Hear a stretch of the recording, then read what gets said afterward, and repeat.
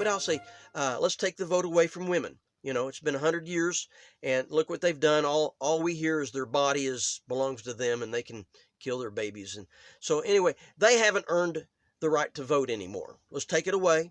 Don't even give them 100 years. Let's take it away right now. Now, the reason I'm making this video is because, and I do think about the woman thing a lot. I'll admit it, okay? Okay, I'm admitting things. You want me to admit some more stuff? I think about how wrong women are a lot.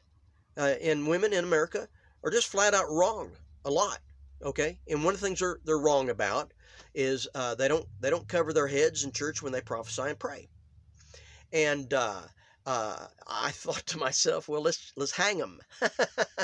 Like we'll go back to what was it, 1693, I believe it was, the Salem witchcraft trials. But then I started thinking seriously, well, it is kind of like witchcraft, Jezebel's spirit.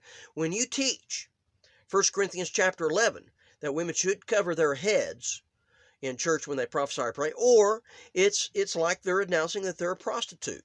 Now, I don't know if we can have laws in society like we did in 1693 and actually hang witches.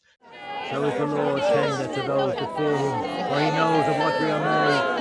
He remembers that we are but dust. He flourishes like a flower of the field when the wind goes over it. It is gone, and its place will know it no more. Ready for your final dance?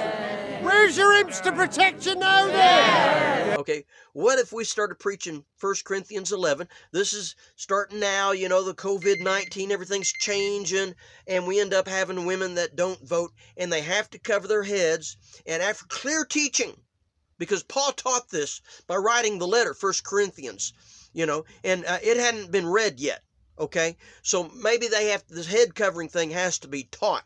But after it's taught, if they still want to be Jezebels, if they want to say, I'm a prostitute, I say, hang them high.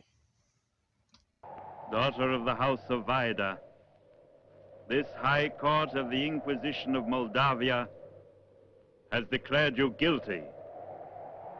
I, the second-born son of Prince Vida, as Grand Inquisitor, do condemn you.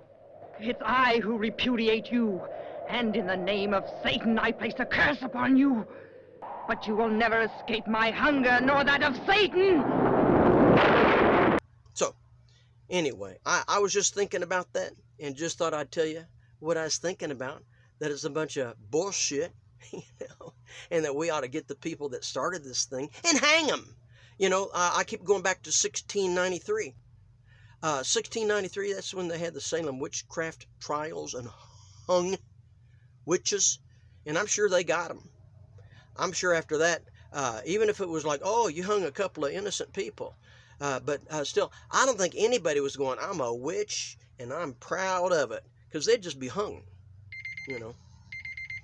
So Salem had no witches for a long time. They may not have witches today, we got witches in Oklahoma City, and in Guthrie, for sure, because I moved to Guthrie, and we were warned. Thank God we lived out in the country.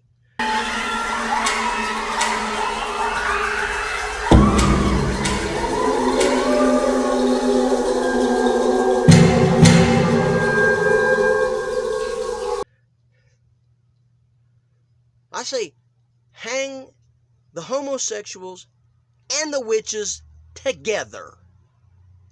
God of the living and the dead, cleanse, restore, and heal us. Strengthen us against the powers that gather around us.